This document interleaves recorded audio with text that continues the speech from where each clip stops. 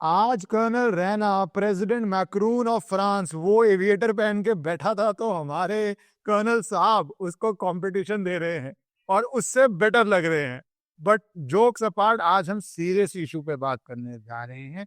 एक विषय जिसके अंदर बहुत डेलिकेसी है, बहुत बारीकी है, क्योंकि जनरल नवराने की एक बुक है जिसको अभी पब्लिश नहीं किया गया है। उसकी कोई लॉ के अंदर रिक्वायरमेंट्स होती हैं, डिफेंस मिनिस्ट्री से परमिशंस होती हैं, वो पब्लिश नहीं की गई। पर राहुल गांधी उस अनपब्लिश्ड बुक से, जो लीडर ऑफ ऑपोजिशन है, कुछ पैराग्राफ्स पढ़ना चाहते थे पार्लियामेंट में, जो कहा गया कि अनपब्लिश्ड बुक पार्लियामेंट के रूल्स के हिसाब से अब नहीं पढ़ सकते। पर वो बाहर आके बहुत बातें कर रहे हैं। वो सीधा जाता है चाइना के साथ, गलवान के साथ। What is the military leadership, what is the relationship with the leadership, civilian leadership, political leadership. तो बहुत सेंसिटिव टॉपिक है, थोड़ा हम उसको आज डिस्कस करेंगे। दूसरे पार्ट में थोड़ा इनसाइड पाकिस्तान क्या हो रहा है, बलूचिस्तान को हमला किए हुए अब बहुत दिन हो गए हैं, तो वहां पे क्या हालत है, एंडिंग पार्ट में मैं थोड़ा वो डिस्कस करूंगा। तो मैं शुरू में ही आपको बताना चाहता था सारी ऑडियंस को कि दो अलग सेगमेंट्स में ये वीडियो डिस्कस होगा। तो सर, पहले तो थैंक यू फॉर ज्वाइनिंग। और क्या आप स्पेक्टाकुलर लग रहे हैं। मुझे लग रहा है आपके इनबॉक्स में बहुत मैसेजेस आएंगे, जो लोग सारे आपसे इम्प्रेस्ड हो गए हैं इसके साथ। ना जी ना, महादेव बचा के रखें। आपकी उम्र है वो सब कुछ करने की, हम तो ऐसे ही ठीक है, बस सफर में और सेमिनार्स में। सर, आजकल कोई उम्र नहीं है सफर में। कौन कहा आपकी लुक देख के क्या डीएम आ जाए, जैसे मैक्रून को आ रहे हैं। मैंने कहा मुझे कोई हैरानगी नहीं होगी, आपने उसको एक इंफीरियरिटी कॉम्प्लेक्स दे दिया है इन क्लास के साथ अपने। But sir, thank you for joining. आप एयरपोर्ट से जुड़ रहे हैं, आपने समय निकाला और आपका बहुत बिजी शेड्यूल है, मुझे पता है। पर एक सेंसिटिव टॉपिक है, इसलिए मैं इंसिस्ट भी कर रहा था सर। तो सर, पहले तो जनरल नवराने की बुक के जो पार्ट्स जिस तरह आए हैं, how reliable are that unless it's published. But क्या थी गलवान स्थिति, और आप इस पूरे मुद्दे को अपनी भाषा में कैसे देखते हैं? I think best that army only answers this. पहले तो नमस्कार आपको, सब दर्शकों को। देखिए, किसी जो ग्राउंड पे काम होता है जिसको टेक्टिकल लेवल का काम कहते हैं ना, फौज में तीन लेवल है इनफैक्ट। टेक्टिकल इज बेसिकली जब ग्राउंड पे आमने सामने की लड़ाई है जो भी है। फिर उसके ऊपर ऑपरेशनल लेवल आता है जिसमें हायर कमांडर्स आ जाते हैं, कोर कमांडर्स हैं और आर्मी कमांडर्स हैं, वो कुछ डिसीजन लेते हैं। And then you have strategic level जिसमें सीसीएस बैठता है, और इवन आर्मी क्वार्टर के ऊपर जो हाईएस्ट लेवल एमोटेक्टेड बातें होती हैं वो हाई लेवल की। अब देखिए, किताब का जो अंश आया पहले तो वो पब्लिश ही नहीं है, तो उसको हम वो कीवर्ड लगा के चलते हैं कि भाई हम अज्यूम करते हैं कि जो बताया गया वो लिखा गया है, हमें पता नहीं है। उसमें उन्होंने एक बात लिखी है जनरल साहब ने कि, और एक बात मैं और बताऊंगी, जनरल साहब पे मैं क्रिटिसाइज नहीं करूंगा बिकॉज क्योंकि एक अनपब्लिश्ड बुक है, ऊपर से मेरे सीनियर हैं, वो हमारे चीफ थे, बड़े कॉम्पिटेंट ऑफिसर हैं। तो उन्होंने जो लिखा है कि मैंने जब ऐसे ऐसे बताया तो मुझे पहले कुछ देर रिस्पॉन्स नहीं आया। मैंने रक्षा मंत्री जी को बताया, मैंने डोवल जी को बताया, और उसके बाद जब फाइनली रिस्पॉन्स आता है तो ये बताया जाता है कि जो उचित है वो कीजिए। इसमें दो चीज़ें देखने वाली हैं। जब आर्मी चीफ ने डिफेंस मिनिस्टर को बताया कि इशू बन रहा है, क्योंकि उधर से टॉक की बात कर रहा था चाइना, उधर से टैंक लेके आ गया सामने से। अब जो किसी को नहीं पता, और वो शायद कभी कोई जीवनी लिखेगा तो पता चलेगा, वो ये है कि उसके बीच में किसने किससे बात की। हमारे रक्षा मंत्री ने चाइना के किस इंसान से बात की, प्रधानमंत्री जी ने शी जिनपिंग से की या पुतिन से की। बिकॉज इसमें जब वो चाइनीज आर्मी आई थी ना एक्सरसाइज करने के बहाने, तो उसमें रशिया ने कहा था कि डोंट वरी, इस बार ज्यादा आ रहे हैं, हमें पता है। उन्होंने एक गारंटी दी थी। वो बातें तो अभी किसी को पता नहीं, ना जनरल साहब को।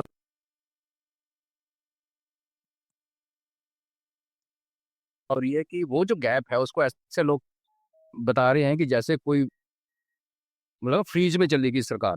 जनरल साहब ने बोला कि बॉर्डर पे ऐसे ऐसे टैंक आ गए हैं सामने से, और सरकार को पता ही नहीं क्या करना है। भाई वो अपने लेवल पे, इंटरनेशनल लेवल पे पैरेलल जो चाइनीज उनके काउंटर पार्ट है, उससे किसने बात की कुछ नहीं पता। वो होता है, टाइम लगता है, नेचुरली रात का टाइम है, दिन का टाइम है, वहां कोई सो रहा है, जाग रहा है, मीटिंग में टाइम लगता है। फाइनली जब उन्होंने डिसीजन दिया जो उचित समझ कीजिए, इससे अच्छा ऑर्डर किसी फौजी अफसर के लिए हो ही नहीं सकता। बिकॉज आप देखिए, अगर वहाँ कुछ हो जाता, पंगा पड़ जाता, फायरिंग स्टार्ट हो जाती, लड़ाई शुरू हो जाती, तो कोई जनरल साहब को थोड़ी पूछता। सबसे पहली बात तो मोदी साहब के ऊपर आती। जैसे ऑपरेशन सिंदूर में मोदी साहब के ऊपर सक्सेस का सेहरा भी बांधा गया और मोदी साहब को क्रिटिसाइज भी किया गया कि बंद किया गया। हालांकि ये सारी चीजें हम सब जानते हैं, आर्मी के सारे सीनियर जो टॉप ब्रास है, सीसीएस है, वो सारे मिलजुल के ये बातें करते हैं, एक सिंगल इंसान ही इसको करता है।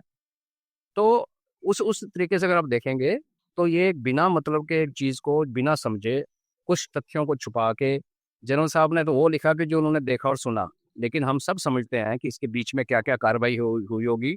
इसलिए उसमें एक मेंशन है कि बीच में ही चाइनीज़ कमांडर का फ़ोन आता है और कहते हैं कि ऐसे कल सुबह मीटिंग कर लेते हैं। इसका मतलब उसको मैसेज कहीं से आया, ऊपर से। तो इसको सुलगा के एक पॉलिटिकल मसला बना के, एक बहुत ही दुर्भाग्यपूर्ण बात है कि हमारे देश में जिन मुद्दों पे बातें होनी चाहिए उस पे बात करते नहीं है, और जिन मुद्दों का कोई मतलब नहीं है। और एक मजे की बात बताऊं, जब डोकलाम में हुआ था पहले एक इंसिडेंट, 2019 का प्रिंट का एक आर्टिकल है, उसमें भी इसी किस्म के आदेश दिए थे मोदी साहब ने कि आपको जो उचित लगता है ना। एक्चुअली अब एक पॉलिटिकल लीडरशिप में जो बैठा हुआ है वो थोड़ी जाके बॉर्डर पे डिसाइड करेगा एक टैंक आ गया उसको मारना है, टोकना है, क्या गोला चलाना, वो तो फौज का काम है। पर मेरा एक ब्रॉडर पॉइंट ऑफ व्यू ये है कि अगर एक किताब अनपब्लिश्ड है और एमओडी ने उसको रोक रखा है, उसके ऊपर उसको कोट करना ही अपने आप में क्राइम है। आप तो लीगल लिमिनरी है, आपको ज्यादा पता है। इंडियन ऑफिशियल सीक्रेट है, कुछ गड़बड़ है, कुछ बात जो सरकार स्टडी कर रही है उसको आप नहीं कर सकते। वो आर्टिकल भी नहीं पब्लिश होना चाहिए था। जो जिसने लिखा है वो भी एक वेटरन ही है, गेट वेटरन भी रहता है, वो हमेशा हिंदुस्तान से इसको हमेशा तकलीफ ही रहती है। ये यूनिवर्सिटी में पढ़ा पढ़ा के हो जाता है ना, आप अपने आप को इवॉल्व समझने लगते हो। तो ओवरऑल ये अनफॉर्चुनेट चीज़ है और उसमें है कुछ नहीं। आप किताब जब आ भी जाएगी, आप उसको इस तरीके से पढ़िए, एक प्रोसेस, रिपोर्ट हुआ, आगे एक्शन हुआ। जी। मैं दो पहलुओं पे जाना चाहता हूँ। जो आपने लीगल बात करी मैं उसमें थोड़ा आ जाऊँगा, बट उससे पहले क्योंकि जब जनरल नवराने से पूछा गया कि आपकी बुक कब पब्लिश हो रही है, किसी लिट फेस्ट में वो क्लिप चल रही है जहाँ पे वो देते हैं मेरा काम था लिखना, मैंने लिख दिया। आगे पब्लिशर का काम है, एक लीगल प्रोसेस है, एमओडी से परमिशन आती है, नहीं आती, परमिशन नहीं आती तो आप कोर्ट भी जा सकते हैं। You can always challenge government, any government department और एनी मिनिस्ट्री अगर किसी चीज़ पे बैठ जाती है तो वो एक लीगल प्रोसेस है, ठीक है। अगर वो आपको लगता है अनफेयरली बैठ रही है या मुझसे अनफेयरली चाह रही है चीज़ें इन्फ्लुएंसर हूँ, you can always move to the court and get an appropriate order. वो पब्लिशर का काम है। तो पहले बात तो जनरल नवराने ने एक तरह से डबल डाउन नहीं किया, उन्होंने कहा मैंने अपना काम कर दिया है। इवन इन पब्लिशिंग आगे का काम पब्लिशर का है। सिमिलरली जब आप आर्मी में हैं तो आपका एक रोल है, आप हेड थे तो आपका बहुत बड़ा रोल है, बट कुछ रोल पॉलिटिकल लीडरशिप का है। तो उन्होंने वहाँ पे इंस्ट्रक्शन मांगी, और जब ये इंस्ट्रक्शन आती है मेरी रीडिंग में एज अ सिविलियन कि आपको जो उचित लगे आप करिए, उसका मतलब है कि मैंने एक तरह से पावर ऑफ अटर्नी दे दी। हमारे भी, जब मैं कोर्ट का एग्जांपल लूँ, एसोसिएट कोर्ट में है, कई बार हम दूसरे कोर्ट में फंसे होते हैं, अगर वो कुछ वहाँ पे आर्ग्यू करता है तो we are bound by it and I have to back it and I have to support it. I can either seek a date from the court, और वेरी ऑफन कॉम्पिटेंट एसोसिएट्स होते हैं वो argue करते भी हैं। यहाँ पे तो वी हैव अ जनरल, तो ही नोज द बेस्ट। तो आप जो उचित समझे वो कीजिए में, एक तरह तो आप पॉलिटिकल इंटरफेरेंस नहीं कर रहे, और अगर कुछ गलत होगा या जंग छिड़ जाएगी तो वो आपने ही परमिशन दी है ना। उचित का मतलब है जो मर्जी कीजिए, मैं उसको बैक कर रहा हूँ और मैं उसको सपोर्ट कर रहा हूँ, और मैं आपके हाथ नहीं बांध रहा हूँ। मैं तो इसको ऐसे लूंगा कि मैं आपके हाथ नहीं बांध रहा हूँ। आप इसको कैसे लेते हैं जब ऐसी एक इंस्ट्रक्शन आती है, या जैसे आपको इंस्ट्रक्शन आए, आप भी जैसे मांग रहे हैं और आपको जनरल की इंस्ट्रक्शन आए, जो उचित लगे कीजिए, तो what for you as an officer did that mean? I be happiest, सबसे खुश होऊंगा अगर मेरा सीनियर मुझे ये बोले। और हमारे ऐसा होता है, जब मैं आपको टेक्निकल लेवल की बात करता हूँ, जब राष्ट्रीय राइफल्स में थे, इनकाउंटर स्टार्ट हो जाता था तो सीओ को रिपोर्ट तो करते थे कि सर फायरिंग स्टार्ट हो गई है। तो 99% सीओ ये बोलते हैं कि मैं आ रहा हूँ, हम रीइंफोर्समेंट भेज रहे हैं, तब तक आपने जो करना करो। बिकॉज उनको कॉन्फिडेंस है कि क्योंकि मेरा काम है। सीओ साहब जो वहाँ से 15 किलोमीटर दूर बैठे हैं, जिनको पहाड़ों में जंगल में चल के आने में 2 घंटे लगेंगे, तब तो यहाँ कहानी खत्म हो जाएगी। तो हम एज यंग अफसर जब थे, जब कंपनी कमांडर्स होते थे, तो हम भी ऐसे लुक फॉरवर्ड करते थे कि जहाँ पर रिपोर्ट करें और सीओ बोले okay all the best, do well, मैं आ रहा हूँ, जहाँ मैं रीइंफोर्समेंट भेज रहा हूँ, कुछ चाहिए तो बता। ऐसे वाला ऑर्डर किसी भी फौजी के लिए आई थिंक सबसे बढ़िया है। बिकॉज पॉलिटिकल लीडरशिप, जैसे आपने कहा, ब्लेम तो उसी के ऊपर आना है। कल को अगर काम कान उल्टा हो जाए तो गला तो नहीं काटना है। तो ये बहुत दिल चाहिए, हाथ काट के एज ओके विद इट, बाद में देखेंगे। दूसरी बात जो आपने पब्लिशर की कही, तो मैं भी आपको पता कि कुछ किताबें लिख चुका हूँ और पब्लिशिंग में मेरा कुछ है एक्सपीरियंस। देखिए, जब कोई आर्मी अफसर या सर्विंग अफसर, रिटायर्ड अफसर लिखता है तो उसकी जिम्मेवारी होती है कि पहले वो क्लियरेंस ले। क्योंकि अगर वो चीज़ क्लियर नहीं है और पब्लिशर के पास चलेगी, 10 लोग उसको पढ़ेंगे, एडिटर उसको पढ़ेगा, प्रूफ रीडर उसको पढ़ेगा, वहां से लीक हो सकता है, जैसे ही हुआ। तो दस्तूर ये कहता है कि मैं इससे पहले कि अपनी किताब, लिखी हुई किताब, किसी नॉन फौजी एंटिटी को पकड़ाऊं, उससे पहले मुझे अपने हेडक्वार्टर से क्लियरेंस लेनी पड़ती है। क्योंकि एक बार आपने जब पुरिंदा किसी को पकड़ा दिया तो आपने तो इंडियन ऑफिशियल सीक्रेट तो हो गया ना खत्म, वो तो गया, लग गया, टेक्निकली गलत चीज़ है। बाकी ये बात है कि जिस बात पे किताब रुकी हुई है उसका रीज़न कुछ और है, लोगों को बाद में पता भी चलेगा, कुछ जानते भी हैं इसका। इस एपिसोड से गलवान वाले एपिसोड जो उसमें मेंशन है उसका कोई लेना देना नहीं है, वो किसी और कारण से रुकी हुई है, जिसके बारे में कुछ कुछ बातें आई भी हुई हैं। बट वही मैं कह रहा हूँ कि पब्लिश ही नहीं है तो बात क्या करनी है, छोड़िए पड़े। बट ये दोनों चीज़ें हमें समझनी पड़ेगी, और ये पॉलिटिकल लीडरशिप का क्रेडिट है कि उनको कॉन्फिडेंस अपनी फौज के ऊपर कि ये जो करेंगे मेरे को नीचा नहीं लगाएंगे, इसलिए तो ये बड़ा पॉजिटिव ऑर्डर माना जाता है। जी। मेरे हिसाब से, जैसे मैंने आपसे इसलिए स्पेसिफिक क्वेश्चन पूछा, मेरे हिसाब से जो उचित लगे वो कीजिए is the best thing you can tell anybody who is competent and an expert.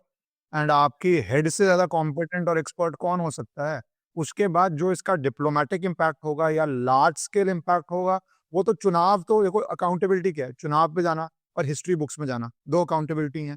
चुनाव पे तो पॉलिटिकल लीडरशिप ही जाएगी, तो जब आपने जो उचित कर दिया तो वो आप पे ही आएगा, और अगले चुनाव में भी आएगा, और हिस्ट्री बुक्स भी आपको एज अ प्राइम मिनिस्टर जज करेगी। तो ये बहुत बड़ा जिगरा चाहिए। पर मैं अब सेकंड पार्ट पे आता हूँ। क्या आपको लगता है पार्लियामेंट में गवर्नमेंट ने इसको मिस हैंडल किया? किसी चीज को, मैं इसका रीजन बताता हूँ क्यों।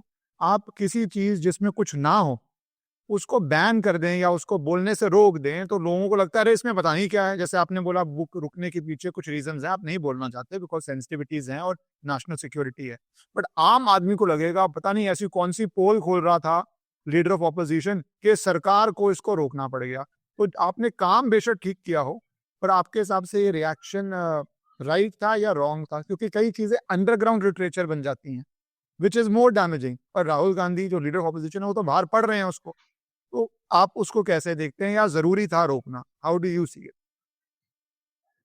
देखिए, आर्टिकल एक दिन पहले आ चुका था, और जैसे कि एक आजकल की ना एक रूटीन बन चुकी है कि जिस दिन पार्लियामेंट का सत्र शुरू होने वाला होता है उससे पहले कुछ ना कुछ शगुफा यहाँ पे छोड़ दिया जाता है। आप अगर पीछे देखें कि हर बार यही हो रहा है कि डिस्टर्ब कैसे करना पार्लियामेंट को, उनका ये नहीं है। अब शाम को ही आया और शाम को वायरल होना शुरू हुआ, तो सरकार को समझना चाहिए था कि कल लोकसभा में मुद्दा बनेगा। और मैं बिल्कुल आपसे सहमत हूँ कि उसको बोलने देना था, और स्पीकर ने सिर्फ एक चीज़ बोलनी थी कि इसको रिकॉर्ड में ना लाया जाए बिकॉज ये अनपब्लिश्ड है, दैट्स इट।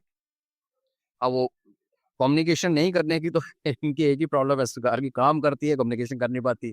और यहाँ थोड़ा वो आगे निकल गई कि जिस कम्युनिकेशन को करने देना था, दूसरे को अपना खड्डा खोदने देना था, वो उन्होंने इसको रोक दिया, और अभी एक इशू बन गया। ये भी इशू 2 दिन में वो खत्म हो जाएगा। But thing is, yes I agree कि this is not the way. आप डेमोक्रेसी में अगर आप फ्रीडम ऑफ एक्सप्रेशन बोल रहे हो एक तरफ से, फिर आप उसको रोको क्यों? जब पता खोखली बातें कर रहा, करने दो। इनफैक्ट वो डिस्कशन करनी चाहिए थी इसके ऊपर, और दो तीनों चीज़ों पे जवाब दे के इसको बाहर निकाल देना चाहिए था। और क्या है, गलती की है इन्होंने। I agree with you. जी। क्योंकि सर किसी भी, मैं तो फ्री स्पीच का एब्सोल्यूटिस्ट हूँ, पर किसी भी चीज को दबाओगे ना तो उसकी क्रेडिबिलिटी एक ऑल्टरनेटिव अंडरग्राउंड नेटवर्क में बन जाती है। और जबकि जो उचित लगे वो कीजिए। हाउ कैन जो उचित लगे भी कीजिए? Giving instructions to the head of the army be a wrong thing? ये तो बेस्ट थिंग है। जैसे आप बोल रहे हो एज अ यंग ऑफिसर, आप तो सबसे ज्यादा खुश थे ना कि मुझे ऑपरेशनल फ्रीडम दे दी है। अब मेरा दिमाग है, मेरा विवेक है, मैं जो मर्जी करूं।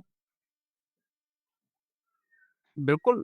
मैं कान पे हाथ से रख रहा हूँ कि रट्टी शोर पड़ रहा है। कहते हैं ना, पढ़ाई बड़ी जरूरी है जिंदगी में। आप अभी लॉ की आपने पढ़ाई की, आप एक्सपर्ट हैं, इसलिए लीडर या पार्लियामेंट में एक पीएम बनने का सपना देखने वाले लोगों को पढ़ा लिखा होना चाहिए। एक थियरी है डेलीगेशन की, जो मैनेजमेंट में पढ़ाते हैं, एमबीए में भी पढ़ाते हैं, कि आप डेलीगेट करो अपनी ड्यूटी, लेकिन उसमें एक प्री रिक्विजिट ये होती है कि जिसको डेलीगेट कर रहे हो ना, उसकी कैपेबिलिटी आपको क्लियर होनी चाहिए कि एक बंदा संभाल देगा। तो जैसे आपने कहा कि जब देश ने किसी को सेनाध्यक्ष नियुक्त किया है, तो उसकी कैपेबिलिटी भी तो डाउट नहीं कर सकते। ठीक ही होगा तो भी तो हुआ, क्योंकि हमारे देश में ऐसी भी परंपरा है कि सीनियरिटी पे नहीं हो रहा है आजकल, जो बेस्ट जो मिलता है उसको उठा के कर रहे हैं। उसके बाद अगर उनको डेलीगेट किया, उन्हें ये नहीं कह सकते डेलीगेट ना करते तो क्या कहते हैं आप? अगर उनको पूछो, और यही इसको डिबेट पे लाते ना, पूछते अच्छा आप बन जाइए प्रधानमंत्री 15 मिनट के लिए, और बताइए आप क्या बताओगे? इनको क्लास रेंज है कहाँ, ये नहीं पता। रेंज ये नहीं पता। टैंक आगे से हैवी आ रहा है, मीडियम आ रहा है, वो पतले वाला लाइट आ रहा है, ये नहीं पता। तो इनको घुमाना चाहिए था और डेलीगेशन की थ्योरी पढ़ लेते किसी कॉलेज में जाके, किसी स्कूल में, तो शायद ऐसी बात ना करते। जी। सर आप अपने अपना एग्जांपल दिया।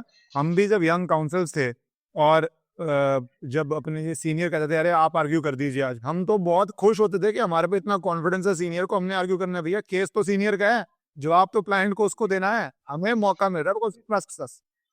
वही हर जगह। और यहाँ को you are giving it to the head, so I don't know. Anyway sir, इससे आगे बढ़ते हैं, ये तो राजनीति चलती रहती है।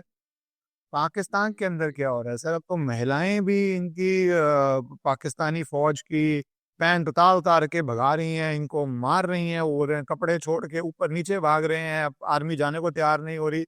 उधर तालिबान मार रहा है, उधर वो टीटीपी मार रही है, उधर वो आपकी डरन लाइन पे है, इधर फीमेल बलोच फाइटर्स आ गई हैं। तो सर ओवरऑल पाकिस्तान में स्थिति क्या है? फिर मैं बलोचिस्तान पे आऊँ। ओवरऑल तो जो स्थिति लगभग अभी 2 साल हो गए कि दिन ब दिन इनका जो रिट ऑफ गवर्नेंस है पाकिस्तान की, वो श्रिंक होती जा रही है। देखिए बलूचिस्तान बाद में आपने कहा बात करेंगे, वैसे बताता हूँ 44% है जियोग्राफी, सबसे बड़ा प्रोविंस है इनका। और उस पे इनकी रिट सिर्फ पहले जो चुनिंदा शहर है ना, जैसे क्वेटा है, तुर्बत है, जो जो कस्बे हैं, और नीचे फिर ग्वादर में चाइनीज वहीं पे, और बाकी जगह पे कंट्री साइड में इनका कोई कंट्रोल नहीं था। बॉर्डर खुला हुआ है, अफगानिस्तान का मिलता है, ईरान से मिलता है, ईरान के उस तरफ भी सिस्तान में भी बलूचिस्तान है। चलो बलूचिस्तान को बाद में आते हैं। ऊपर जो टीटीपी है, टीटीपी जो है उसकी आइडियोलॉजी टोटल फंडामेंटलिस्ट है। वो कहती है हमें शरिया लगाना है। उनके पीछे तारिक तालिबान अफगानिस्तान, जिसको अफगान तालिबान कहते हैं, उनका फंडा ये है कि हमें पश्तूनिस्तान चाहिए, तो ड्यूरन लाइन नहीं चाहिए। तो टीटीपी और वो दोनों आपस में कन्वर्ज करते हैं। टीटीपी और बीएलए बलोचिस्तान वाले आपस में कन्वर्ज नहीं करते, बिकॉज बलोचिस्तान वाले लड़ रहे हैं टोटल एथनिसिटी के लिए कि हम बलोच हैं, जिसमें हर किस्म के लोग हैं, हिंदू भी हैं, सारे शामिल है, पर बलोच एथनिसिटी है। अब इनका 2 साल पहले आपस में, क्योंकि इनकी आइडियोलॉजी नहीं मिलती आपस में, वो एथनिसिटी पे लड़ रहा है, वो फंडामेंटल इस्लाम पे लड़ रहा है। इन्होंने आपस में जैसे ना स्पेशल पर्पस व्हीकल बनाए, छोटी छोटी ऑर्गेनाइजेशन बनाई, और आपस में इन्होंने कुड़माई कर ली, इंगेजमेंट कर ली, भाई हम सामने नहीं आएंगे, पीछे पीछे से बात। उसके बाद आपने देखा कि 2 साल पहले से एम सीरीज की अमेरिकन राइफल्स जो अफगानिस्तान में छोड़ के गए थे, नाइट विजन डिवाइसेस, वो सारी आनी शुरू होगी। तो टीटीपी की जो रिट है ऊपर, वो एज इट इज केपीके में पहले फाटा होता था। फाटा में तो उनका कुछ जाता ही नहीं था। फाटा का मतलब ये था कि पाकिस्तान आउट सिर्फ नक्शे के अंदर है। अब पूरे का पूरा केपीके जो है वो फाटा बन रहा है। तो इन्होंने पाकिस्तानियों ने क्या गेम खेली, इन्होंने आईएसकेपी लाई। नो, आईएसकेपी जो है वो आईएसआईएस का बच्चा है। और जब आईएसआईएस मर रहा था, खत्म हो रही थी सीरिया वगैरह में, तब यहाँ पे आईएसकेपी बनी। और आईएसकेपी का आइडियोलॉजी आईएसआईएस वाली है कि हमने पूरी कैलिफेट बनानी है, पूरा गजवा कर देना फ्रॉम टर्की टू इंडोनेशिया, पूरा इस्लाम लाना। और उनको देशों में कोई कंसेप्ट, उनका कॉन्सेप्ट नहीं है कि हिंदुस्तान, पाकिस्तान, ईरान, ऐसे नहीं। उनका कहता है एक ही इस्लामिक कैलिफेट, जिसको सपोर्ट करता है टर्की का प्रेसिडेंट और अमेरिका बी टू बिनस। बट आईएसकेपी जो है वो यूएनओ और अमेरिका की टॉप ऑफ लिस्ट में है टेररिस्ट ऑर्गेनाइजेशन के नाम पे, क्योंकि बड़ी खतरनाक लोग हैं वो। लेकिन देखो मजे की बात, अमेरिका को जब कोई भी काम करवाना होता था, रशिया के खिलाफ मॉस्को में जो ब्लास्ट हुए, ईरान में जो फ्यूनरल सर्विस हुई जनरल सोबरान की, उसके ऊपर जो ब्लास्ट हुआ, वो सारे आईएसकेपी ने किए। तो अमेरिका ने करवाया कैसे? क्योंकि अमेरिका के हिट लिस्ट पे है ये। अमेरिका ने आईएसआई पाकिस्तान के थ्रू इनसे काम करवाया। तो आईएसकेपी को पाल रही थी पाकिस्तान की आईएसआई। तो इन्होंने एक बहुत बड़ा गढ़ बनाया हुआ था केपीके के अंदर बजौर में, जो कि पेशावर के नॉर्थ ईस्ट में है। वहां पे इनका वो एक ऐसा इलाका था जहाँ टीटीपी तो थी, लेकिन आईएसकेपी का जोर था। 6 महीने से, पिछले 6 महीने में आईएसकेपी वालों को पूरा खाली कर दिया, टीटीपी ने मार मार के वहां से भगा दिया। बिकॉज क्यों? आईएसकेपी जो है वो तालिबान के साथ लड़ रहा है अफगानिस्तान में। जब अफगानिस्तान में धमाके होते हैं, वो आईएसकेपी करवाता है। और तालिबान और अलकायदा मिल के लड़ रहे हैं आईएसकेपी के साथ अफगानिस्तान के अंदर। तो उसी आईएसकेपी के बलूचिस्तान, क्योंकि बहुत बड़ा है, पॉपुलेशन बहुत कम है, तो वहां पे इन्होंने ठिकाने अड्डे बना रखे थे। उसको नाम दे रखा था ISPP, Islamic state Pakistan province. उनको 24 बंदे एक बार और 22 बंदे एक बार बीएलए ने रेड करके उनको भी खत्म कर दिया। तो बेसिकली बीएलए और टीटीपी ने ना केवल पाकिस्तानी सरकार, लेकिन उनकी जो प्रॉक्सीज है आईएसके की, उसको भी मार के वहां से निकाल दिया। तो अब जब ये हुआ है, तो धीरे धीरे आप ये कह सकते हैं टेक्निकली कि पूरे का पूरा केपी के अभी आउट ऑफ कंट्रोल है। बीएलए के शहरों में रिट थी, लेकिन अब क्वेटा के अंदर अगर 150 फ्रीडम फाइटर आके पूरे क्वेटा को सीज कर देते हैं 6 घंटे के लिए, और जिनको गोली लगती है वो सरकारी हॉस्पिटल में जाके इलाज करवा रहे हैं और लोग उनको खाना खिला रहे हैं, तो ये दिखाया जाता है कितनी पॉपुलर मूवमेंट है ये। साथ ही साथ में एक नया चेंज आपने देखा कि मियाँ वाली शहर है जहाँ से इमरान खान आता है। तो 4-5 दिन पहले उस पे इनकाउंटर हुआ टीटीपी का, तो मियाँ वाली है पंजाब के अंदर। तो टीटीपी का इनकाउंटर हुआ जिसमें एक सुसाइड बॉम्बर मारा गया, उसकी जैकेट वैकेट लगी हुई थी, 6 लोग मारे गए, 8 वहां से भाग गए। इसका मतलब अब टीटीपी क्या कर रही है कि वो केपीके को कंट्रोल करने के बाद अब वो आ रही है पाकिस्तान पंजाब के अंदर। और जिस दिन ये पाकिस्तान पंजाब के अंदर धमाके शुरू हो गए ना, उस दिन तो अलग ही मजा आएगा देखने का। और बलूचिस्तान में क्या है, बलोच अपना अपने लगे हुए हैं, उनको अपनी मैं लैंग्वेज ऊपर रखते हैं। इस समय बलूचिस्तान से पहले एक चीज पाकिस्तान के जेंडर जाता हूँ, क्योंकि पाकिस्तान में एक मेल्टडाउन हुआ है। वो मेल्टडाउन एज अ नेशन मैं बात करूँ, 3 चीज़ों पे हुआ। पहला कि शहबाज शरीफ की एक वीडियो आती है कि हमें जब लोन मांगने जाना पड़ता है, पैसे लेने पड़ते हैं, तो आपको पता है कितनी बेगैरती होती है, पर हमें जाना पड़ता है, हम क्या करें। तो एज अ प्राइम मिनिस्टर आप बेसिकली बोल रहे हैं हम बेगिंग बाउल कर रहे हैं, और आपको इतना मेंटल स्ट्रेस है कि आपके मुंह से ऐसी बातें निकल रही हैं। दूसरी बात वो ये आती है सर कि क्रिटिकल मिनरल की कॉन्फ्रेंस हो रही है यूएस में, जहाँ पे भारत के फॉरेन मिनिस्टर जा रहे हैं, और वहाँ की मीडिया का मेल्टडाउन इस पे हो रहा है कि अरे भैया, हमने भी क्रिटिकल मिनरल्स पे एग्रीमेंट साइन किया यूएस से, हमने सब कुछ प्रॉमिस कर दिया, हम अपने पूरा एनर्जी दे देंगे आपको, आपको हर तरह सपोर्ट करेंगे, हमें बुलाया नहीं जा रहा। वो रो रहे थे। और तीसरी बात सर इस पे अंदर जुड़ती हुई आती है, जहाँ पे Imran Khan issue under current में चढ़ते हुए पाकिस्तानी गवर्नमेंट की लेजिटिमेसी में, अभी एक शादी हुई, वहाँ पे भी लोग कह रहे थे ये लोग इतनी बड़ी-बड़ी शादियाँ कर रहे हैं, हज़ार करोड़ की शादियाँ कर रहे हैं, तो पॉलिटिकल लेजिटिमेसी की लड़ाई वहाँ पे चलती है। तो इन तीनों को आप पर स्टेट और सॉरी चौथी बात जो भारत का यूएस का डील हो गया है, वहाँ पे वो रो रहे हैं कि हमारा तो भैया टैरिफ ज़्यादा है इंडिया से, जबकि हमने यूएस के लिए सब कुछ दे दिया। ये एक सेकंड, 1 सेकंड, 1 सेकंड। हाँ जी, ब्लूटूथ उड़ गया। Let me here you. आप बोलिए, मैं सुनूंगा।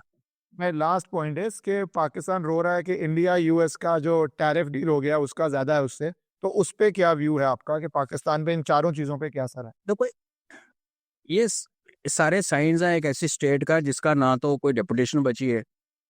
कंट्रोल का तो हमने बात कर ली टीटीपी बीएलए में। जब आप एक जैसे हमारे यहाँ दिल्ली में रेड लाइट्स में वो पैरेटेड किताबें बेच रहे होते हैं ना, ऐसे उठा उठा के, वैसे वो गया था आसिफ मुनीर बक्सा लेके दिखाने के लिए, वो सोच रहा था कि अब तो हो गया। अब देखिए, अगर आप अमेरिकन है, पहले तो आप अमेरिका होके आपको पता कि अंदर की स्थिति थोड़ी नाजुक है। अमेरिका 1990 वाला नहीं बचा, पावरफुल उतना रहा नहीं। आज ईरान को भी छूने से, डंडे से दूर से छू रहा है, उसे पंगा नहीं ले रहा। तो आप क्या उस जगह पे जाके माइनिंग करेंगे जहाँ पे चाइनीज को भी पिटाई कर बीएलए पीट रही है और पाकिस्तान आर्मी को भी पीट रही है? तो क्या आप अपने फौजी भेजेंगे बलूचिस्तान में? तो उनको क्या इंटरेस्ट है? उसके बदले में मिनरल की अगर हमारे साथ डील होती है जहाँ पे शांति है, पीस है, कंट्रोल है सरकार का, तो वो दर्शाता है कि जितना मर्जी उन्होंने अपना आपको पुचकार पुचकार के जो काम करवाने थे, चाहे वो ईरान के खिलाफ, चाहे मॉस्को के खिलाफ, चाहे अफगानिस्तान के खिलाफ, चाहे हमारे खिलाफ, वो आपका ऑलमोस्ट यूज कर चुके हैं। अमेरिकन ऐसे करते हैं, यूज एंड थ्रो। अभी थ्रो पूरा नहीं हुआ है, लेकिन ये जो आपने कहा, ये इंडिकेशन है ना कि आपने उनको मिनरल्स ऑफर किए, रेयर अर्थ ऑफर किया, उन्होंने आपको बुलाया नहीं कॉन्फ्रेंस के लिए, तो पैक्स सिलिका में। और दूसरा जो आप कह रहे हैं कि जहाँ जाते हैं वो कटोरा लेके जाते हैं, वो कहता है मैं चाहता हूँ, मैं सब मुनीर जी को भी लेके जाता हूँ मैं साथ में। आई मीन, इससे बड़ी इंसल्ट क्या हो सकती है कि एक फंक्शनल प्राइम मिनिस्टर और एक एक्चुअल जो बंदा कंट्रोल में है, वो आज ये कर रहे हैं कि बाहर जाके भीख मांग रहे हैं। तो दैट शोज कि आपकी इकोनॉमी टोटली डोलड्रम में है। और अगर ये अमेरिका के फेवर से निकल गए, अभी भी जो इनको आईएमएफ वगैरह से जो मिलता है, जो सऊदीज भी पैसे देते हैं, वो अमेरिका के कहने पे देते हैं। और एक बड़ी बात जो उन्होंने कर दी, गलती कर दी, जो किसी चीज टाइम पे ये फेमस थे बैलेंसिंग करने के लिए, ये अमेरिका और चाइना के बीच में बैलेंस करके चलते थे। इस बार ऐसा हुआ है कि अमेरिका की गोद में ऐसे जाके बैठे कि इन्होंने चाइना को इग्नोर कर दिया। 85% इनका जो फौजी इक्विपमेंट है वो चाइना का आता है। कल को स्पेयर्स, और जो अभी जो रिपोर्ट आई है स्विस में जिसमें बताया गया कि हमारे 3 जहाज हमारे गिरे, उसमें भी जो डैमेज हुआ वो चाइनीज सर्वेलेंस, इलेक्ट्रॉनिक सर्वेलेंस और गाइडेंस और उनकी PL-15 मिसाइल से हुआ है। इनके पास औकात ही नहीं है। तो अब ऐसी बात है, तो आपने चाइना से रिश्ता खराब कर लिया। हालांकि अब सुनने में आ रहा है कि कुछ अंडरकरंट चल रही है चाइना के साथ, बिकॉज चाइना भी सफर कर रहा है, सीपेक बंद हो गया। तो ये जो जितने जो चीज़ें आपने मेंशन की, ये बेसिकली दिखाती हैं एक ऐसा देश जो कि अंदर से चरमरा रहा है। क्योंकि देखो जी, बिना पैसे के तो कुछ होता नहीं। और जो इमरान खान और जो शादियों की बात हो रही है, ये तो फैक्ट है। जो एलीट है पाकिस्तान का, कोई लोग कहते हैं कि 7% है, कोई कहता है 10% है, वो पाकिस्तान की 95% वेल्थ को कंट्रोल करता है। और ये पैटर्न अच्छी हर जगह है। अमेरिका में भी ऐसा है, लेकिन इतना नंगा नाच नहीं है जितना यहाँ पे है। पाकिस्तान की इकॉनमी अगर आपको सोचेगा पूछेगा यार टूट रही है तो लोग खाना कहाँ से खाते हैं, आटा इतना महंगा हो गया, वो इसलिए खाते हैं कि वहाँ वडेरा कल्चर है। सिंध में, पंजाब में बड़े बड़े जमींदार हैं जिनके पास 5-5, 6-6, 7-7 हज़ार लोग बंधुआ मजदूरों की तरह काम करते हैं। वो उनसे काम भी करवाते हैं, उनके लिए बच्चों और लेडीज और बेटियों के साथ बदतमीजी भी करते हैं, लेकिन एंड ऑफ द डे उनको खाना मिल जाता है। उनको पालते हैं वडेरे, वो ना टैक्स देते हैं ना कुछ, वो अलग ही दुनिया में रहते हैं वो। ये जगह जो जरदारी है ये भी वडेरा है, इस मतलब बहुत सारा इसने सिंध में इलाका कब्जा किया हुआ है। तो ये अब एक आर्टिफिशियल ग्लू टाइप है जो कभी अमेरिका आके फेंक देता है, कभी आईएमएफ के थ्रू फेंकवा देता है पैसे, कभी अमेरिका को जरूरत पड़ जाती है तो कभी चाइना को जरूरत पड़ती है तो वो आ जाता है। अदरवाइज इनकी अपनी स्ट्रेंथ जो है मैन्युफैक्चरिंग जीरो है। बिजली खत्म हो रही है, बस पानी पीछे से बंद हो रहा है, और जब पानी उनको चाहिए तब होता नहीं, जब नहीं चाहिए तब पानी यहाँ से छोड़ दिया जाता है। तो जिंदगी इनकी मुहाल हो रखी है। और फिर जो अंदर जो इनके फिशर्स हैं आप देखिए, इनके जो फाइटिंग कंपोनेंट है आर्मी का तगड़ा लड़ने वाला वो बलोच और पश्तून है। और फिर ऊपर जो सो कॉल्ड जो पीओजे के जिसको आज़ाद कश्मीर कहते हैं वहाँ के लड़के बड़े फाइटर्स हैं। और ऊपर जो गिलगित बल्तिस्तान की नॉर्दर्न लाइन इन्फेंट्री है जिन्होंने कारगिल में लड़ी थी। ये चारों जो लोग हैं ये चारों इनसे खफा हैं। और जैसे आप कह रहे हैं कि एक बहुत दिन दूर नहीं है कि फौज लड़ने से मना करेगी, उससे लड़ने से पहले फौज के अंदर जो फिशर्स बन रहे हैं, लाइक ये बलोच और पश्तून अफसरों को भी ऊपर नहीं आने देते। वो जमाना था इनका आर्मी चीफ, आई थिंक 3 या 4 आर्मी चीफ पश्तून रहे हैं, पठान। आज ये हालत है कि आप पश्तूनों को ब्रिगेडियर और मेजर जनरल से ऊपर नहीं आने दे रहे, बलोचों को तो ब्रिगेडियर नहीं बनने दे रहे। तो वो हो क्या रहा है कि उससे इनकी जो कटिंग एज है ना, जो लड़ने की काबिलियत है, उस पर सीधा सीधा फर्क पड़ रहा है। पेट्रोल डीजल आपके पास है नहीं, अम्यूनिशन आपके पास है नहीं, हाथ पकड़ने वाला कोई है नहीं। तो अब इसको एक स्पार्क की ज़रूरत है। वो स्पार्क कहीं से भी आया तो इनका टुकड़ा होना। मैं तो कब से कह रहा हूँ जी, आप इनको बलोचों को और अफगानों को, आप इनको अफगानों के साथ ऑफिशियल अरेंजमेंट करके आप उनको एयर डिफेंस और टैंक वगैरह दे दीजिए, और बलोचों को आपने सिर्फ शोल्डर फायर्ड मिसाइल देनी है, एंटी एयरक्राफ्ट। बिकॉज ये पंगा हुआ अभी बलूचिस्तान में, उसके बाद रिएक्शन क्या है, ज़मीन पे चलने की औकात नहीं है, डरते हैं, तभी हेलीकॉप्टर लेके आते हैं आम और फिर वो दर आगे बच्चा है, लेडी है, कौन है, ऊपर से बरसा रहा गोलियां। इनके 1 या 2 हेलीकॉप्टर गिरा दिए ना जितने बलोचों ने किसी मिसाइल के साथ, तो इनकी हिम्मत नहीं पड़ेगी। हमने यही चीज़, ये तो कुछ भी नहीं है ना, रशिया यूएसएसआर बहुत तगड़ी पावर थी। अफगानिस्तान में जब स्टिंगर मिसाइल पहुंची अमेरिका की और अफगानिस्तान में जहाज गिरने शुरू हुए, वहां से पतन शुरू हुआ रशिया का। फिर वो बहुत कॉशियस हो गया, बिकॉज आपका अगर एक हेलीकॉप्टर गिर जाए, बेइज्जती तो हुई हुई, नुकसान कितना ज़्यादा होता है, पायलट भी गया, मशीन भी गई, और जो तमाचा पड़ा। तो अभी देखो, अभी हमारी सरकार, तो हम तो बुद्ध का देश है, हम तो लड़ाई नहीं करवाते, इसलिए कुछ कह नहीं सकते। अदरवाइज अगर मेरे को पूछे तो मैं इस टाइम जाके 100-150 मिसाइलें देके आ जाऊँ आज ही जाके बलोचों को कि ठोको उनको। तो ये प्रिय चाहे इधर से बलूचिस्तान से आए कहीं से आए, इनका अंत है जी। आप एयरपोर्ट पे हैं, पता नहीं काबुल ही जा रहे हो। नहीं नहीं, कबूल जाना है लेकिन अभी नहीं, शायद लेटर। एक बात बोली, उसमें एक पॉइंट ऐड करना चाहता हूँ। आपने कहा चाइना और यूएस के बीच पाकिस्तान बैलेंस नहीं कर सकता। मेरे को लगता है ट्रम्प का जो माइंडसेट है वो ऐसा बैलेंस करने ही नहीं देता, उसको सब कुछ अपने लिए चाहिए, वो रूम ही नहीं छोड़ रहा पाकिस्तान के लिए। Do you think they can balance now also with China? जी, ये बड़ा अच्छा पॉइंट आपने बताया कि ये सही बात है। जो बैलेंसिंग का जो हम आर्ट कहते हैं ना पाकिस्तान को, ये इसलिए था कि अमेरिका टॉलरेट करता था कि चल तू चाइना के साथ भी कर ले, और इसलिए करता था कि आप देखिए चाइना 90 से पहले क्या था, नॉन एंटिटी थी। पाकिस्तान का जो पहले न्यूक्लियर का धमाका हुआ 89 में, चाइना के अंदर अमेरिका ने करवाया। 71 में, 71 से पहले चाइना और अमेरिका का रिलेशनशिप नहीं था।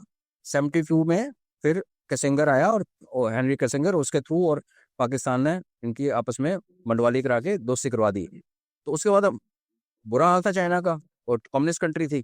जब अमेरिका ने उसकी हेल्प करनी शुरू की और मार्केट पूरी इन्वेस्टमेंट की, फैक्ट्रीज लगाई, जो भी किया, उसी दौरान इन्होंने पाकिस्तान की, क्योंकि यहाँ पे मार पड़ रही 71 में, लड़ने की कन्वेंशनल लड़ाई करने की हिम्मत थी नहीं, तो जो उनका प्लान था जनरल जिया का कि भाई अब मैंने अभी आपका अफगानिस्तान में काम करवा दिया, रशिया को हमने भगा दिया, और मॉस्को उसके बाद टूट ही गया यूएसएसआर।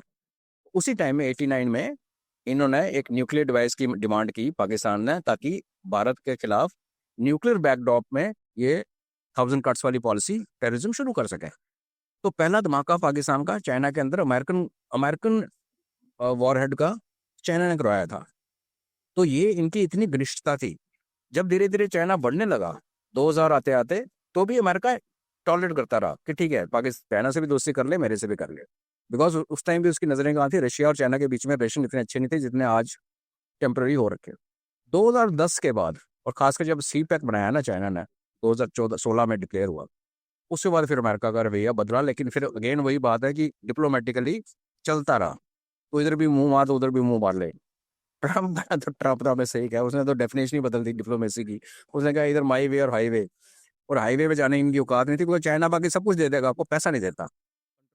चाइना इक्विपमेंट देता है, सब कुछ देता है, पैसा नहीं देता, कैश नहीं देता। अमेरिकन डॉलर फेंकते हैं कि जनरलों के मुंह के ऊपर। और आपको पता है पीछे स्टेटमेंट भी आया था कि पाकिस्तान के जनरल को खरीदने के लिए जितना मिलिट्री एड जो होता है वो बेसिकली पाकिस्तान के जनरल्स को खरीदने के लिए होती है।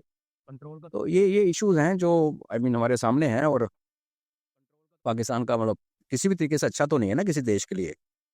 सर, मैं जरा बलूचिस्तान पे आना चाहता हूँ। बलूचिस्तान पे दो बातें। एक, उनका डिफेंस मिनिस्टर कहता है बलूचिस्तानियों के पास हमारे से बेटर वेपन्स हैं। दूसरा, वहाँ पे फीमेल फाइटर्स आ गई हैं। तो psychologically, physically, militarily Balochistan freedom की क्या स्टेज है आपके हिसाब से? जी, हम जब भी दुनिया में किसी भी फ्रीडम स्ट्रगल को जब करते हैं, स्टडी करते हैं, और उसके क्लियर फेजेस होती हैं। पहले ये होता है कि कुछ लोग उठते हैं और इंटेलेक्चुअली वो बात करते हैं कि यार हमें, जैसे अभी जम्मू प्रदेश की बात हम कर रहे हैं, हम इससे नहीं कर रहे बाय द वे, बट एक मूवमेंट चलनी शुरू हुई है। फिर क्या होता है कि उसमें यंग बच्चे उसके साथ आते हैं, कुछ लोग कहते हैं नहीं नहीं यार ऐसे ही है।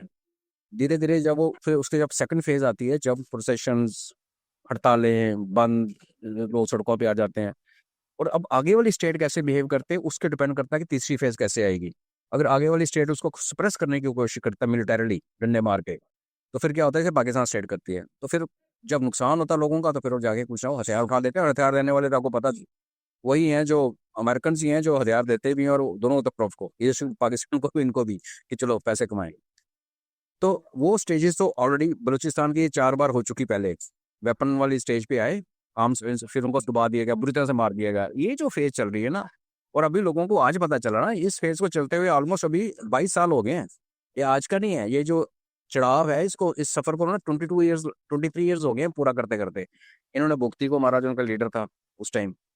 तो इसके बाद अभी जो स्टेज आई, जब पिछले साल लेडीज आगे धरने पे बैठी और उन्होंने ग्वादर का हाईवे ब्लॉक किया था, तो मैं आई थिंक आदि के शो में था, तो मैंने कहा था यार जिस दिन माएँ सड़क पे आ जाए ना, तो आप समझ लो कि अब एक नेक्स्ट लेवल पे चली गई।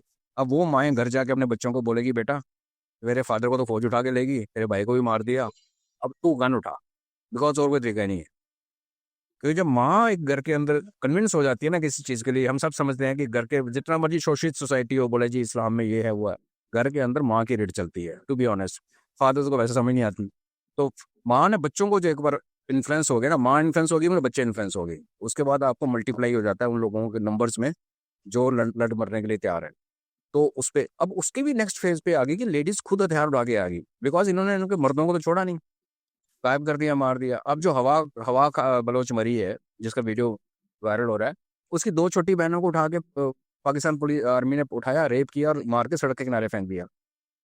वो बड़ी बहन है, बड़ी हो छोटी हो, मतलब बहन है, मतलब कौन बर्दाश्त करेगा। तो उसने कहा यार ये मेहरान बलोच की तरह कोई पीस गांधी गुंदी वाला काम नहीं चलने वाला, और मेहरान बलोच वैसे अंदर है तो मैं गन उठाऊंगी।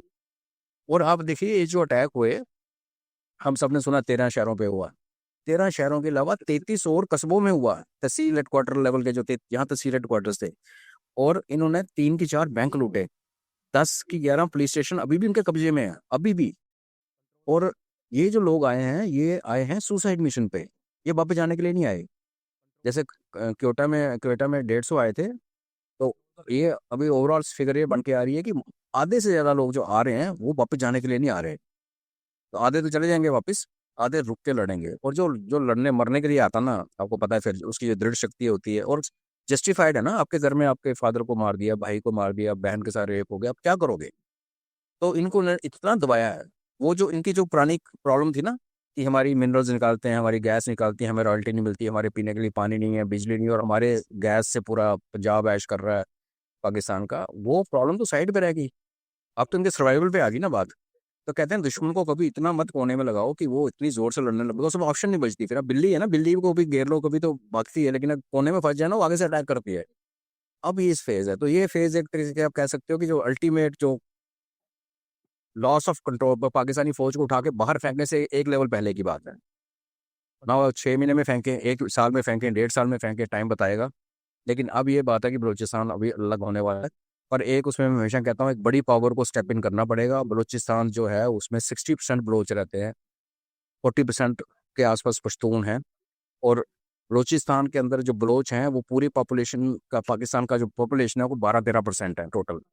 44% geography, 12-13% population. सरकारी फिगर्स देखोगे तो वो 5% बताते हैं, जो गलत है।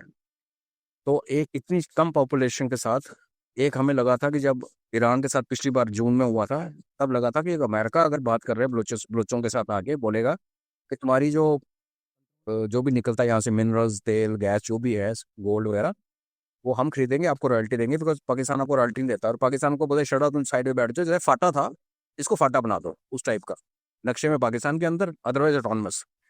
वो लग रहा था कि ऐसा होगा, पर ऐसा हुआ नहीं। हालांकि ईरान को सॉर्ट आउट करने के लिए अगर अमेरिका को कुछ चाहिए, या अफगानिस्तान के ऊपर कंट्रोल करने के लिए कुछ चाहिए अमेरिका को, और चाइना की सीपेक को बंद करना है, तो तीनों रोल अदा कर सकता है Balochistan.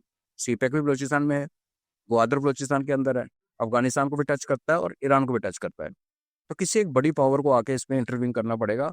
Otherwise number wise numerical इनको थोड़ा सा एक वो है। बट जब पश्तूनों को मिक्स करते हो आप, वो भी लड़ रहे हैं पाकिस्तानियों के साथ, तो फिर पॉसिबिलिटी है कि 1-1.5 साल में, मे बी 6 महीने में, कहना मुश्किल है टाइम, ये अलग हो जाएंगे, इंडिपेंडेंट हो जाएंगे। सर एक स्मॉल फॉलो अप क्वेश्चन, जहाँ पे आप कह रहे हो कि बलोच की आबादी कम है, पर अभी जैसे धुरंधर मूवी आई थी या कोई भी मूवी आती है तो बलोच बहुत कराची में भी हैं, स्प्रेड आउट भी हैं।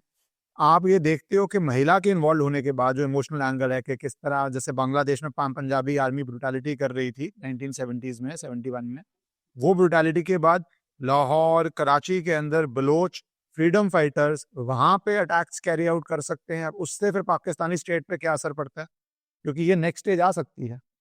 जी बिल्कुल। मजे की बात यह है कि जो क्वेटा है, सो कॉल्ड बलूचिस्तान की राजधानी, वहाँ पे पश्तून मेजॉरिटी में है। और कराची जो कि सिंध की राजधानी है, वहाँ पे बलोच अंडरवर्ल्ड पूरा बलोच के पास है।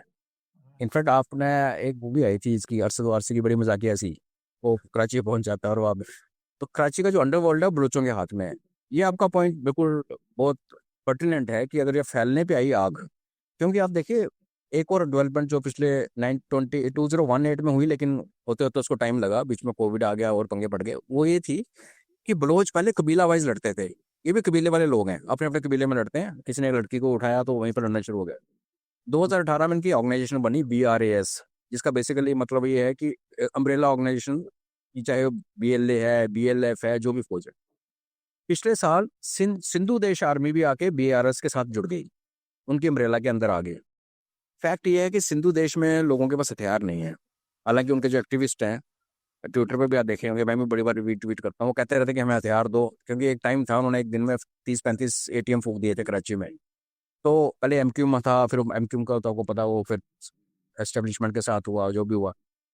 तो हाँ, अगर सिंध वाले, क्योंकि सिंध वाले परेशान है, उनको पानी नहीं मिल रहा, इंडस का पानी पहुंचने नहीं दे रहे पंजाबी, और पीछे से बॉर्डर पानी पानी हम कंट्रोल कर रहे हैं। अगर ऐसे होने से एक टाइम आएगा सिंध वाले दुखी होंगे।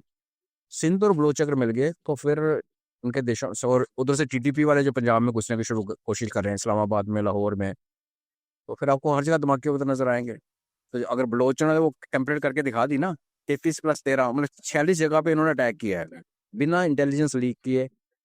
कैसे लॉजिस्टिक हुआ, कैसे लोग पहुंचे, कैसे इन्होंने एक टाइम पे ठोका है। इसकी रिहर्सल पिछले साल की थी इन्होंने, जब 24 घंटे के लिए इन्होंने बलोचिस्तान के रास्ते काट दिए थे। तो उसका नेक्स्ट फेज ये थी कि बलोचिस्तान के अगर इसको अगर ग्रेजुएशन पे लेके जाएंगे आप, तो नेक्स्ट यही है कि बलोचिस्तान और KPK के बाहर, that is Pakistani Punjab basically, और सिंध जैसे कराची कैपिटल है इनकी, कमर्शियल कैपिटल, तो वहाँ पे ऐसा हो सकता है। मैं बिल्कुल आपके साथ सहमत हूँ। We can expect that kind of development. जी। सर काउंटडाउन शुरू हो गया पाकिस्तान, सर काउंटडाउन शुरू हो गया है मैंने कहा, और आपने पूरा ब्यूटीफुली समझा दिया इसको, so thank you for your time. मुझे पता है आप बहुत डिफिकल्ट सर्कमस्टांसेस में कर रहे थे, but thank you so much for your time sir. बस मैं ये कहूंगा लास्ट में कि काउंटडाउन जो है ना, इसका कहना बड़ा मुश्किल होता है, कि लोग कहते हैं ना कई बार ताने मारेंगे आपको कि शरण जी आप तो कह रहे थे टूटने वाला है। ऐसे नहीं होता, देश टूटने में टाइम लगता है, और देश टूट भी जाते हैं, लेकिन जब बाहर वाले बैठे हैं ना, अमेरिका को अपना पर्पज सॉल्व करना है, चाइना को अपना कुछ मकसद निकालना है, हो सकता है हमारा कुछ इंटरेस्ट हो, तो क्या था, दुनिया पालती भी है थोड़ी देर। But thanks. आई थिंक एक बार हमने आउटडोर में किया था सर्दियों में, आज एयरपोर्ट में। चलो, नए नए लैंडमार्क बन रहे हैं। थैंक यू सर जी। चलेगी नहीं लुक देख रही हो, मैंने कहा मैन इन ब्लैक बने हुए हो आप। पता नहीं कौन सी सीक्रेट आ रहे हो। थैंक यू सर, जय So kind.